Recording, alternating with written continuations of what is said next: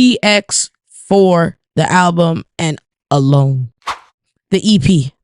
A Boogie. From A Boogie with the Hoodie to review for you guys. So let's start with PX4. First off, the only thing I need to say, I don't like the cover art.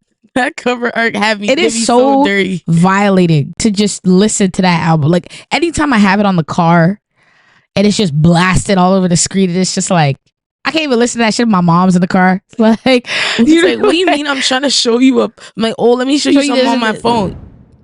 Ass.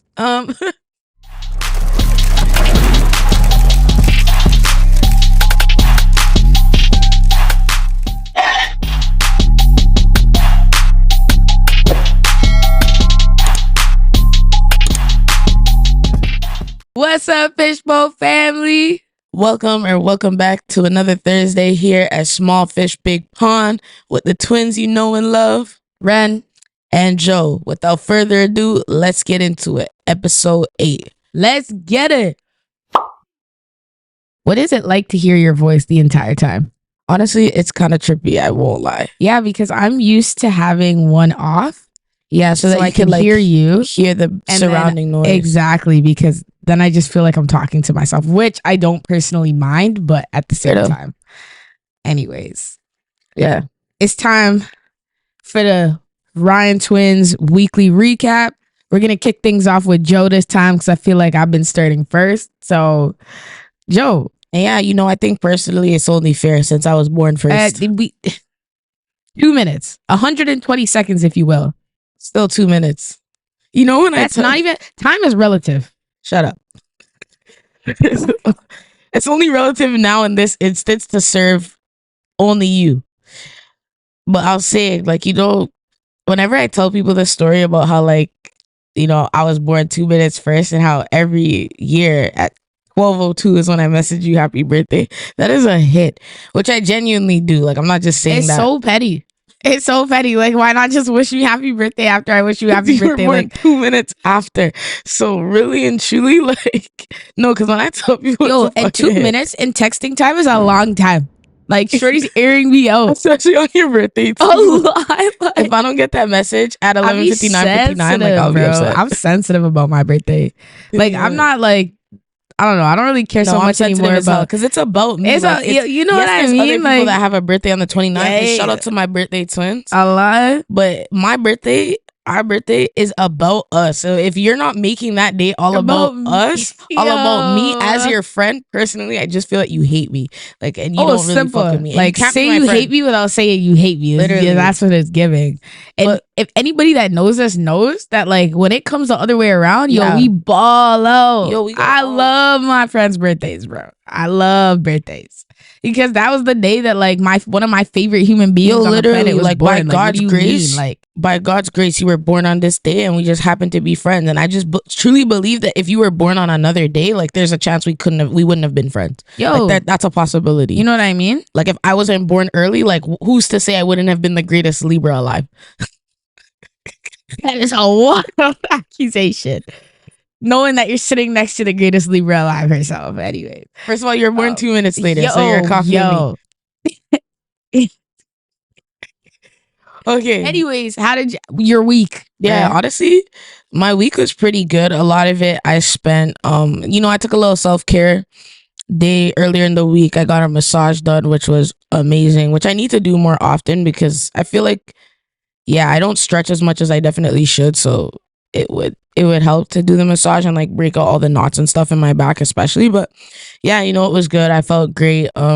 Most of my week was spent prepping for the Research to Practice event that was in partnership with George Brown at MLSE Launchpad.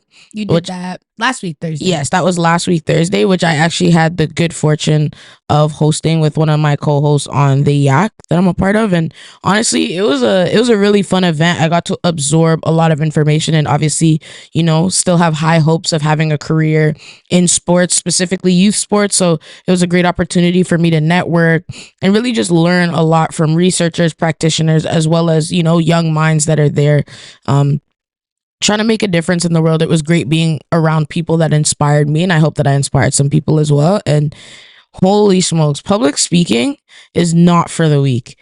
not for the week. You know, how was that part of it? Like prepping, reading through the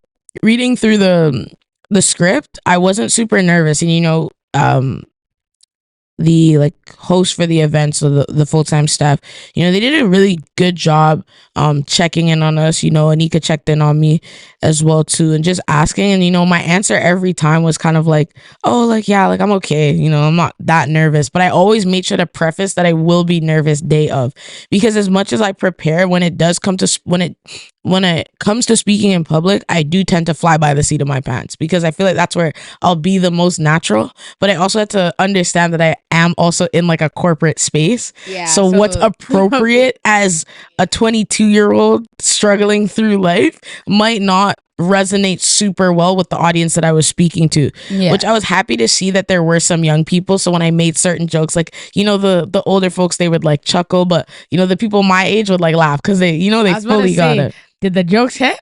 I thought the jokes hit. Like, I thought they were pretty funny. There were some jokes that were dead, and I was like, oh, but that made people laugh, you know, like I did a good job of recovering. And I think definitely having my co-host up there was great, because we had that like banter and that rapport, because we already have a good like relationship. Even if they didn't find it funny, like you guys found it funny. You know, we had that banter, that rapport, and I was mic'd up, right? So I had to be mindful of like, you know, involuntary cussing and like saying like things. Because you're mic'd up throughout the event, like but I was giving them content, especially when we were doing the line dancing to Texas Hold'em. Like, one thing about me and Joe, we're serious about our line dancing, bro. Like, yo, I be out here. No, really and truly, we be out here. So I thought that was super fun. But other than that, like, yeah, it was a really great experience, and yeah, some good effort for sure. But Renee, how was your week? Because I know you and Mom ditched me to do family activities. Like, we didn't ditch you. You decided. First of all, you guys have a whole show that you watch without me, so let's not talk about this whole family you know who the favorite is. Anyways, no, like, yeah. So my mom asked me to go see the cherry blossoms, and I've been wanting to go. Like, the last time Jose and I went, we were. Yeah, I will when I'm not speaking. The last time we went to the cherry blossoms and actually saw the cherry blossoms, we were little. Like, my mom was saying we were young. I don't even honestly remember. And we've gone before though, right? Like, we went. Okay, so that's what I thought. But when we went to High Park, we just met up with some friends after we got our noses pierced. The cherry blossoms weren't out. Oh, we were just at High Park. We were just at High Park. Yeah, I always confuse the two, but then I think about it, I'm like, yeah, I never seen them. But I do remember when we were younger, we went once. Yeah, we went once, and my mom was saying, like, at that time the cherry blossoms weren't even really like cherry blossoming, so like we probably wouldn't remember much anyway. So she wanted to go back this year, so we went. It was nice. I wanted to drive personally, but she said don't do that, and honestly I'm happy I listened to her, because the parking situation there was mod, like rows up and down, and it's not downtown, but it's still like Bloor, like, so it was a very congested area to be in.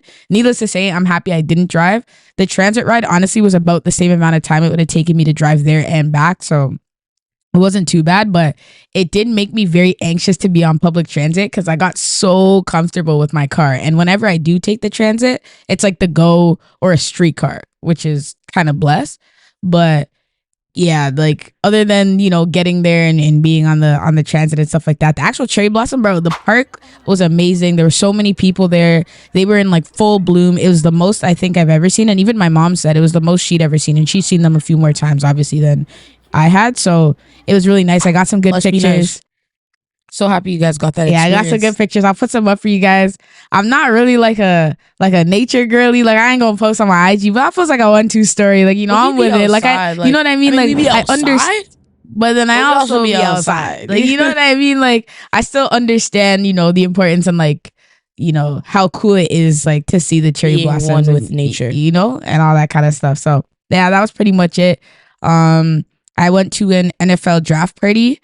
So a couple of our friends, we get together for, you know, little events like Super Bowl, NFL draft, NBA draft. We went a playoff game, finals, anything like that. So we all got together. We're watching the draft. So that was just a good little get together. It was nice to catch up. I haven't seen some of them since our friend's birthday a few weeks back. So it was just nice, good vibes all around. Yeah, that was pretty much my week. Like, other than that, I work like all the time, so I don't really have any other updates. Yeah, I feel like we need to do more. No, really and truly, I feel like a lot of you guys can agree, especially if you're up and coming working on your creative projects. When you're in that mode where you're like, I want this to be great, I want this to be awesome, you just lock in 100%, like completely. And I feel like, you know, it's funny because I still enjoy that time, even though I'm so locked in, but I also do appreciate that time that I also get to spend with my friends as well, too. So I feel like, you know, we have to figure out ways to kind of strike that balance. But I also think that once the weather gets warmer and we feel more motivated to go outside and leave our house, we will force ourselves to kind of strike that balance come, you know, when the time comes, I feel. So, yeah. No, for sure. But yeah, that pretty much wraps up the week. Yeah. Moving on to sports. Sports. All right, y'all. It's time for the sports recap. We're going to go a little bit into the Suns v. Wolves. We're going to talk about some deals coming. We're going to talk about some awards. And then obviously we're going to talk about what's going on in the world of women's basketball. We got some transfer news, some retirement news. Lots of things going on right now. So first up, we got Suns v. Wolves. Now, I don't know how many of y'all watched that game. It was late for a Sunday, like 9:30. And the game was long. Oh my gosh, the game was long. I think it ended up being like almost a 3-hour game. 3 hour, maybe 3 hours and a bit, because the game started close to 1 o'clock. It ended close to 1. There were foul on foul. Well, that's how you know it's a Scott Foster. That it literally game. The minute I saw the minute I saw Scott Foster on my screen, I was like, oh my days, it's about to be some bullshit, bro. Bro, by the second quarter, they were like, by the end of the second quarter, like closer to the end of the second quarter, there was like 6 Phoenix Suns players with 2 fouls each. It's like, what the hell? Like, are we even playing basketball at this point? Well, in the first quarter, there were 15 foul calls. 15 foul calls in the first quarter. That's insane. Like, make it make sense. No. Yeah, 15 total, because they shot, and the lion's share of the fouls went to the Timberwolves in that first quarter, like free throws anyway. Sorry, actually, it might have been more than 15. No, I'm pretty sure it was more than 15 because they shot. The Wolves went 14 of 15 from the line in the first quarter, and the Suns went like I think 3 for 6 or 4 for 6. Yeah, something like that. Yeah, it's insane. It was stupid. The first quarter was 40 minutes long. Yeah, the first quarter was 40 minutes long. It's insane. And they're like, bro, I'm about to fall asleep. Anyways. But it was a good game. Anthony Edwards struggled. He only had 9 points in the first half, but he ended up finishing the game with 49 and 6. Devin Booker came to play. He had 49, 5 and 6. He was also, I think, 20 for 21 from the free throw line. Oh, yeah, 20 for 21 from the free throw line. Durant also showed up. I think he ended up with 33 points. I'm not sure what his rebounds or assists were, but either way, it was a game. It was back and forth. The one thing, though, even with the foul trouble, the Suns stayed in it for the most part, for majority of that game. It's just the Wolves wanted it more. Like Jose and I were talking a little bit about it. When teams, you know, are already up 3-0, they usually they slip a little bit. They let the next team get one. You know what I mean? And then they win it at home. They're like, it's soft. Like, we'll win it at home. But with the Wolves, like, you could really see that they weren't going to let that happen. They didn't care about winning at home. They cared about winning, period. And they went out there, they played, and they had a great game, and they walked away with a W and handed Kevin Durant and Bradley Beal sweeps. So it's so funny, though. Bradley Beal talking about, I've never been swept in my life. Like, in my career, I've never been swept. Well, that statement didn't age well. Not at all. Now y'all packing up, going to Scottsdale. Going to the resorts at Scottsdale. You don't even deserve a Cancun trip, motherfucker. You need to stay in the city, bruh. That shit was crazy. Honestly, like, there were some highlights in that game. I mean, AE had some crazy dunk highlights. He dunked. Well, technically he didn't dunk on KD because KD avoided the poster. But had he been just a step over that he postered that boy. Yeah, that was kind of wicked. I can't even lie. But even too, like, unfortunately, Chris Finch, the head coach for the Wolves, he went out with his own injury. You know, he left the game with a torn patellar tendon after colliding with Michael Conley after he was like pushed out of bounds by Devin Booker on a foul call. It was a stupid foul. It wasn't intentional. It was a stupid foul to make on Devin Booker's part, but it was just like an unfortunate turn of events. So he'll definitely have to have surgery or something, but it's not the same, you know, having your coach to be able to walk up and down, you know, the court and really be there the energy with you. Yeah. The energy will be different. So they'll definitely rally around him. No short of players and coaches on that staff that can do that job for him and carry that weight. But yeah, it was insane. And speaking of the other head coach, Frank Vogel, as much as he's like super confident that he's gonna be, you know, that he's gonna still be there come next season, I think they're gonna fire him. I was literally checking this morning to see if they had fired him to this point, and like, I wouldn't be surprised if they do fire him. I have no idea where his confidence is coming from. You know, KD came out after saying that he was played outside of his role and it didn't really fit the offense kind of like around him to what he expected. You could see when they were out there, they just looked like they didn't have their shit like together. A pickup team. They looked like a pickup basketball team. Worse, even. There were times where, you know, Devin Booker's dribbling the ball up the court. Because they are both looking like back, and then he'd back down because he's not a primary ball handler. He's not used to that kind of pressure. He doesn't know how to attack downhill, how to face that pressure. Like, he had Rudy Gobert on him and then backed him up. And I'm like, bro, if you have Rudy Gobert on you, take that out wide, get a little ISO dribble motion going in. Maybe there's a cutter in the corner, and that's how you could get some movement. How are you going to back down Rudy Gobert? He's and then you saw it because he threw a bad pass and he ended up turning over the ball. And it was just like they were playing like so disorganized. It was very bad basketball. They played hard and they found ways to stay in the game, but overall their offensive sets were like so poor. So I think, yeah, they definitely have to make those adjustments, and it sucks because they lost Grayson Allen to injury, but they signed him for a 4-year, and maybe things will change if all things stay the same. They lost their window of opportunity. They're not going to a finals or probably getting a championship in the next 10 years. I doubt it. Regrading the trade that sent Mikal and Cam Johnson to the Nets, as well as their picks for KD and Beal, clearly didn't amount to anything and likely will not amount to anything. I saw a statistic. I'll have to fact check it, but apparently they don't have any first round picks for the next 10 years they're not going to have any lottery picks for the next 10 years. Unless they trade or something. But you just threw away your future. I don't know, whoever the GM is, whoever makes the decision to do that, he's getting fired if he hasn't been fired already. But you think about it, it's so sad. It's so stupid to think that you threw your whole core away to get swept in the first round. Yeah. Like, it's not even like you went to a Western Conference final or even went to a championship. Like, when you do something like that, you expect no less than a championship appearance, let alone a win, right?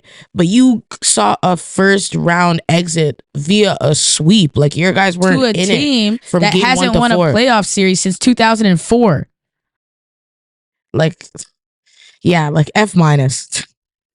Straight up. But yeah, needless to say, Frank Vogel's future is shaky. His confidence is diluted. They got to move on. They got to rewrite the script on that one. In other news, the NBA is finalizing a broadcast deal with Amazon. Shout out Prime.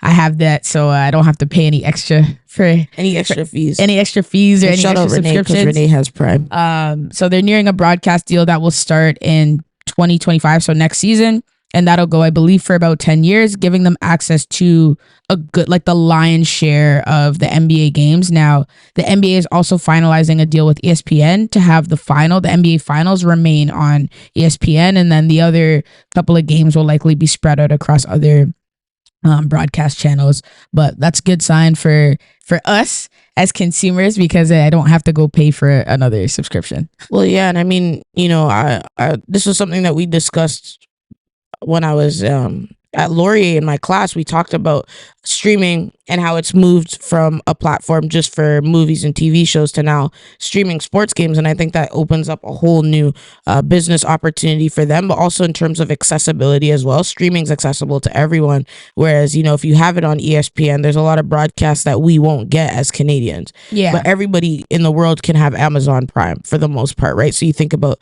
that capability. So that's huge for them. But yeah, we also wanted to, go back a bit to our last episode where we talked about the NBA awards and some thoughts that we had surrounding, who we thought was going to take it home. And I can confidently say that we are 0 for 3. Yeah, we went 0 for 3 from the field. We're at 0.00% right now because Tyrese Maxey, as you guys have seen from our stories, he won most improved player over Kobe White. Not DeRozan, Curry won clutch player of the year over D Rose, which I still think kind of shaky. And then I kind of saw this coming. Naz Reid winning sixth man of the year over Malik Monk. Snub. Yes. Some people feel snub. Some people feel that is a snub based on their personal stat line. But I just think of the success of the Timberwolves was because of Naz Reid. Like, very strongly helped by Naz Reid. Yes, Malik Monk was a great sixth man for Sacramento, but it's not like they did well. They didn't even make it to playoffs. They got bumped in the play-in. So, I think it's rightfully so that it went to the winning organization. That's how I think we should see it, right? But yeah, and then something else, Mark Denault. We didn't talk about it, but Mark Denault won Coach of the Year, which was more than fitting. There was nobody else that should have got it over him. For a lot of you that don't know, Mark Denault is the coach of the OKC Thunder. Yeah, he started in the G League, and that same season last year, OKC went 40-42. This year, they're first in the West, and he's bringing them on a championship run, it looks like. So, great job for him and OKC for sure. Now, congrats to all the winners of the awards, even though there was a few snubs in the mix. Congrats to y'all. And by the time this episode comes out, there will probably be, hopefully, MVP and DPOY and Rookie of the Year, but those could also happen later. So we'll try to keep you guys posted on that for sure. We got some women's basketball news for y'all. So in the transfer portal and the women's on the women's college ball side, we got HVL, who is officially committed to TCU. That'll be good. She's going to be playing for the Frogs next season.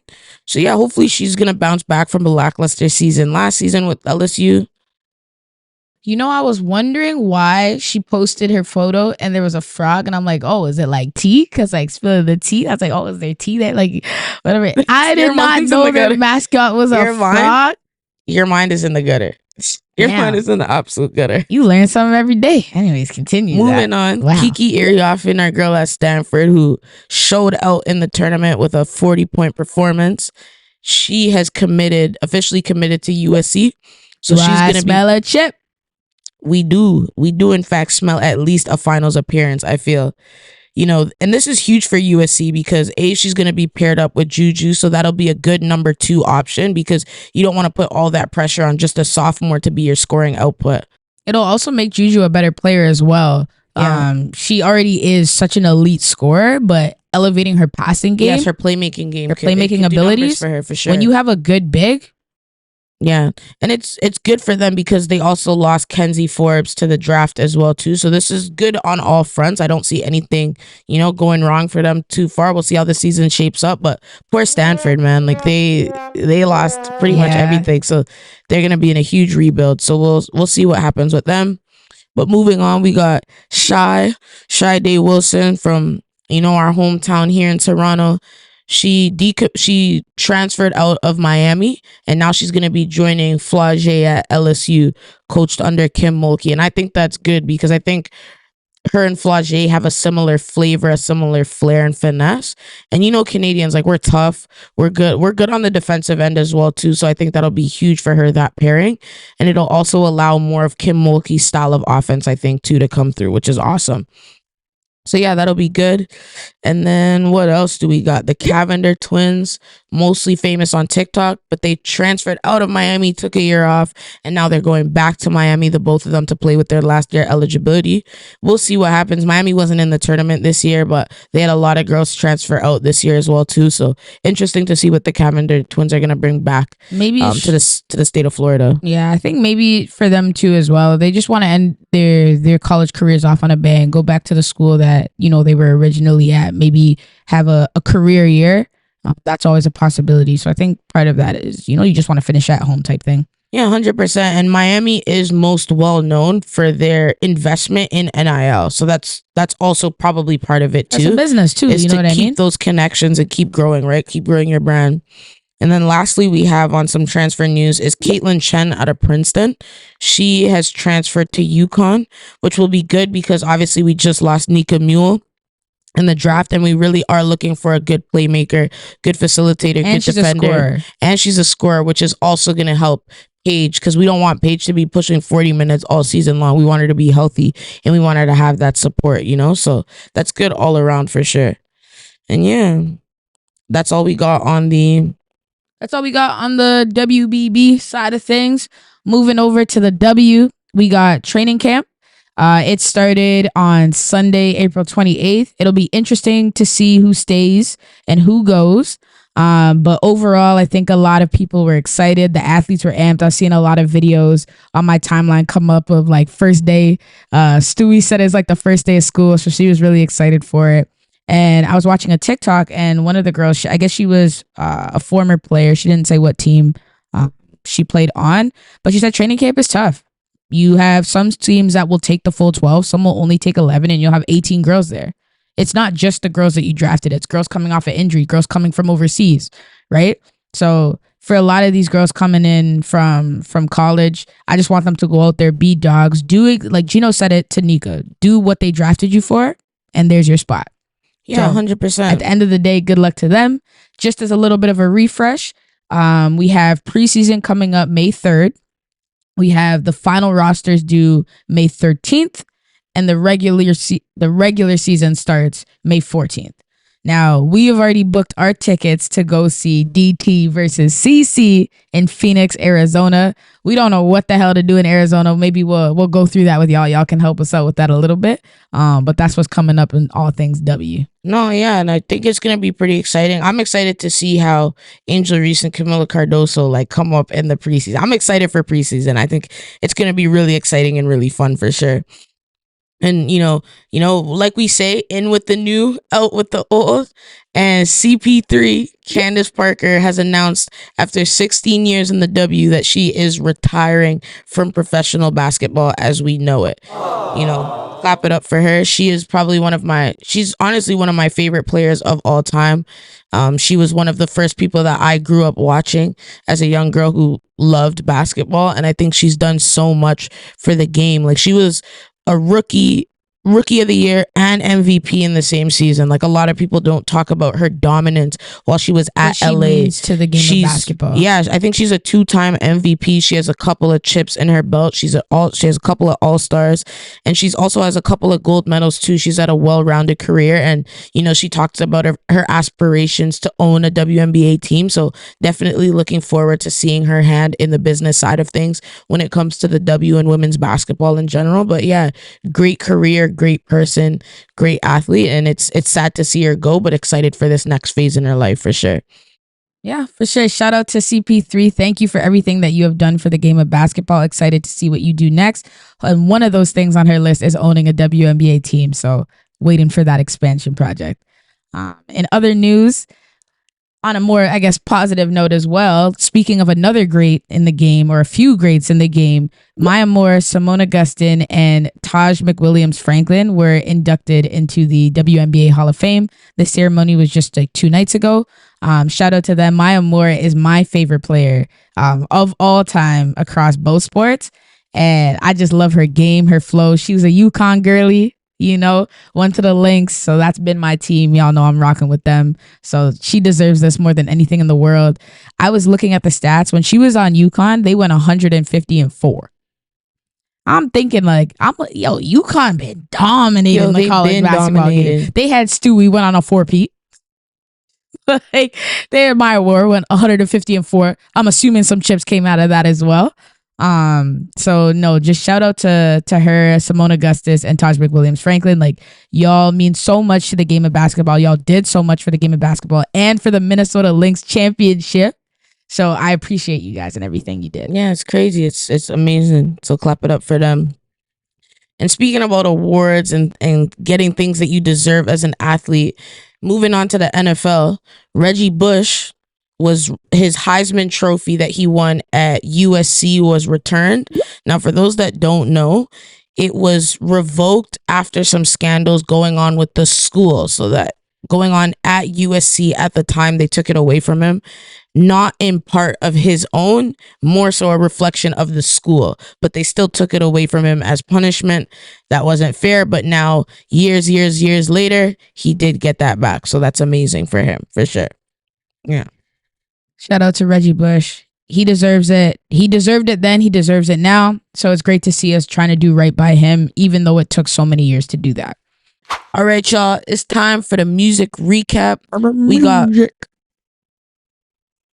We got, damn, fucking threw me off. We got PX4, the album, and Alone, the EP. A Boogie. From A Boogie with the Hoodie to review for you guys. So let's start with PX4. First off, the only thing I need to say, I don't like the cover art. That cover art had me. It is so dirty, violating to just listen to that album. Like anytime I have it on the car and it's just blasted all over the screen, it's just like I can't even listen to that shit if my mom's in the car. Like, like what do you mean? I'm trying to show you up. I'm like, oh, let me show you something on my phone. Ass. Like, and the angle that the picture was taken at is so like so violating, incriminating, bro. It's violating like, as fuck. It's just I don't like it. I don't like it at all. Like it's just so vulgar. Like it was unnecessary. The songs are good though. I thought overall I'd rate the album like an 8 out of 10. How many songs? There's 14 songs on it. I'd rate it like I lied. I rated it like a 7.5 because some of the 7 because some of the songs that came out prior to the album, after listening to them, the album was constructed, I was like, oh, I don't really like it that much. Really? What song like Real was that? Woman, I didn't like that much after. What? Real Woman. Oh, Real Woman, I thought was kind of mid anyway. Like I thought it was a bit mid, but yeah, I'd give it like a 7 out of 10. I don't have a favorite song yet, but yeah. Her Old Friends would probably be my favorite song. What are you looking at? Oh, I just didn't like your setup. Like mine does it in beats and yours does time. That's why I never know the time. Because it's in beats per anyways anyways, like I was saying, my favorite song, which technically came out prior, was Her Old Friends. You have to do like a favorite song that you didn't listen to prior. Well, I don't have that yet. I'll get back to y'all on that. Fine. By the time this episode comes out, I'll put my favorite song. State of word. Alrighty. Going through mine. My favorites were the first ones that caught my attention were Stuck in My Ways, Make It to the Morning, and No Chill. And then out of No Chill and Stuck in My Ways, they're battling for 1 and 2 right now, to be honest. Out of like aside from like Her Old Friends, which is probably like my favorite song ever right now. Probably my favorite Party Next Door track next to Break from Toronto. No, it's pretty good though. Like he kind of told a story about how like, you know, he's found this girl and he loves this girl, but he can't like get out of his old ways of like wanting to be in the streets and being outside. But she keeps listening to her friends and her friends keep letting her make bad decisions. Like, you know, so it's like who's her really at fault? It's like I'm bad for you, but you're not doing what you need to do to either make me fix up or cut. So, you know, we're both kind of in this spot. So I thought that was pretty like neat for him to do because I feel like his last album didn't have nothing attached to it. Colors? Yeah, like it didn't have Party Mobile. It didn't have nothing. Party Pack. It didn't have nothing to it. So I thought that was pretty good. So yeah, I give it a 7 out of 10. And let's move on to A Boogie's Alone EP. Now this is where y'all had me. Y'all lost me in the second half over there talking about Party Next Door. But A Boogie, no, I like the EP personally. My favorite song on it was no, I don't want to listen to an audio book. It was literally what's wrong with audiobooks? Why did you say it like that? You're discriminating against people that listen to audiobooks. I'm not doing anything. I'm not dissing nobody. I said right now in this moment I don't want to listen to no audiobook. Anyways, I liked his PNB Rock sample, No More Questions. That's actually one of my favorite songs on. You keep on asking me questions about who I'm texting and about who I'm sexting, and I can't take it, no. But yeah, I liked his sample of that. I thought it was really good. And then obviously DTN, I fucked with it. Yeah, I would have to agree. Those are the only two that I have favorited. Damn, you didn't like Tiffany's? I liked Tiffany's as an intro, but like not enough to like favorite. Yeah, that's you know fair. what I mean? That's fair. But the EP was good. I hope the album doesn't flop because his last album was kind of shit. What was it? Before Ava? Chill. Before. Okay. Oh, Me Versus Myself. Yeah, Me Versus Myself. I was gonna say before Ava is the EP. The EP slapped. The EP slapped. EP hit. It should have just stayed an EP. See, but that's what I mean. Like, I feel like he's flopping on the albums. Like, if he put Alone and Before Ava together as an album that would have been better than, yeah. The only song I liked from Me Versus Myself was Bro, Better Ride Out. That one was a banger. And not Take Shots, I lied. And Water, Drowning Part 2. Yeah. Like my way, you never need no water.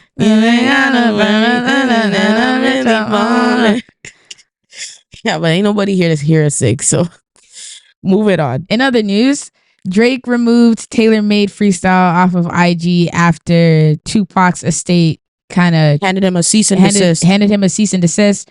Now, I thought it was fun. I didn't think it was that big of a deal, but they clearly did, and they were upset by it. And you know, it doesn't make sense to be petty and fight with Tupac's estate. Just take the song down. So he did that. Do you think they were being a little petty or kind of feeding off of the hype around the track or like the news around the track, good and bad? Because there's been like if you go on YouTube right now and search up Tupac AIs, there's so many why come Tupac AIs, like why come for Drake? He didn't even make money off of it because it wasn't released to any streaming platforms. Like this was just an audio file that he released on Instagram. I think for them too, it was probably they were being proactive, like in case he decided to put it out. Like I think had he decided to put it out, I want to say he would have cleared it with them first. Yeah, he would have cleared it with them first. I just think they didn't want him making money or any popularity off of, you know, Tupac's image and likeness, and just using that to contribute to his own. I don't know. I don't think I think it was a money grab because Tupac's been dead for what, like 20 plus years now. Well, the other thing is like I don't even think it's about him. Like he didn't have to pay them any money. He just had to take it down. Well, had he not complied to the cease and desist, it would have been a lawsuit. Yeah. So that's what I feel like they were like trying to go for. Yeah. Well, he took it down because it's not worth it. It's literally not worth it. But I feel like they just did it because it's him, and they probably thought they could like get away with trying to get some money out of it. But let's be for real. Like there's so many YouTubers and AI systems out there that have made like Tupac AI songs. So I thought that was just kind of whack. Yeah. In other news and more, Drake drama beef news. We Don't Trust You tour is at risk of cancellation due to only selling 43% of their tickets. It could have gone up from then. That was like a couple days ago, but maybe there's more tickets. But yeah, they're at risk of cancellation. 43% is pretty garbage. Well, let's be for real. Like, as much as I would want to go to the concert, I don't even think Future's gonna get across the border. Like, that's another thing. He has so many issues getting across the border. They have 2 shows in Canada, one in Vancouver, one in Toronto, and they have 2 dates in Toronto, right? I think. I don't know. I have to. No, they only have 1 date in Toronto so far. Either way, Scotiabank Arena is an expensive venue to host at. You have to fill those seats to make money. Yeah, I can't lie. Like, I won't be surprised if they cancel. Like, I feel like they're going to try to finesse and try to get around not canceling it, but I feel like it's going to get canceled. So I'm a little worried about buying my ticket. The other thing is the tickets, when we went into the pre-sale, they were stupid expensive. Yeah, for Future, like just for you guys, like just for Metro to literally be standing at a DJ booth and a piano, like I'd rather go see you at the club. And Future's going to be walking around. Like, there's not going to be no theatrics. The stage is also like super small. Like, it's not a big stage. There's no walkway. Like, they don't plan on giving a exactly. It's not giving performance. Yeah. And I would, and he had 5 minutes. Yeah, like, Rolling Loud was crazy. Loud in Future, bro. That was traumatic. Traumatic. Rolling Loud was traumatic. We definitely gotta give like a local story time. About that still. Maybe when we get Aaron on. Like, story time.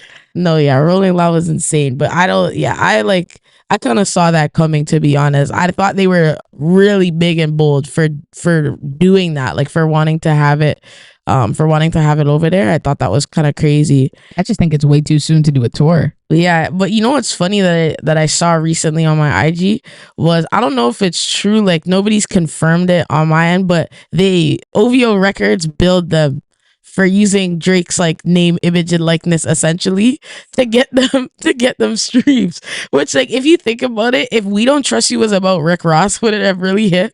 If it was about anybody else, if it was about anybody but Drake, like, would they have really been a #1 song? Because Like That just moved back into the #1 spot recently, but it's like, would Like, would they have that success if they were beefing anybody but Drake? Like, imagine if this was about Meek Mill.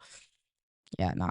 It ain't. Nah. Like, you know what I mean? So I feel like the bill is rightfully so. The Rhyme is back. He said, bro, drop and give him 50. Drop and give him 50. Top caller said, drop and give him 50, bro. He owns them motherfuckers, for real. Speaking of owns, Chris Brown apparently went and bought out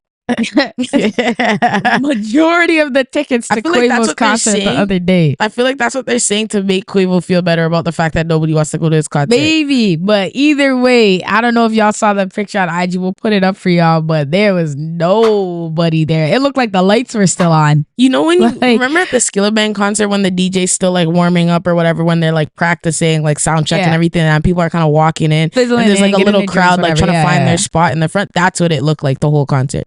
Yeah, that was embarrassing. But to be fair, like, Chris Brown wasn't wrong when he said Quavo was the weakest link. Like, he really is. He's not someone, like, I've never listened to any of his solo projects. I don't think I have any of his solo projects saved in my like songs. Turn your click up, dog. Yeah, actually, yeah, that one. That song specifically, but that's about it. Like, I don't know. He's the least successful Migos, and he probably 100%. Gonna live the longest. Running his mouth. But, speaking of the Migos, yeah, the other Migos, the better Migos, Offset actually performed in front of a massive crowd in Romania. It was actually insane. Like, it was like, you know, that one video of DMX performing in front of like, I don't even fucking know how many people there were, like an insane amount. But he teased, like, at that performance, he teased that he's coming out with new music. So we'll be tuned in to see an album from him. I'm excited because I think, was it called Father of Four? Is that his newest one? Set It Off. Set It Off was okay, but Father of Four. Father of Four, like you're saying, like his best project. That was a solo album. Yeah, I think Father of Four was his solo album. Was Set It Off a joint album or no? Set It Off was him. It was his most recent album, the one I went to the concert for. Yeah. You're right. But yeah, no, I'm excited for a new project from Offset. One thing I did want to say, I listened to Tem's new song, and I remember when we were reviewing Tyler's album, like I said, number one, I felt like it had no personality. Like, I don't know, I feel like Tems has so much like personality in her music. So this song, like, I think it was called Love You Jeje. Like, I don't know how to say it. I don't know how to say it. I don't want to fuck it up. But it was really good, and it, like, you know, restored my faith in Tems. Yeah, that's good. Well, I'm happy. Yeah, so y'all should listen to it. Anyways, that's all on the music side of things for today. Not much going on in the industry or anything that Jose and I really want to report on. So, yeah.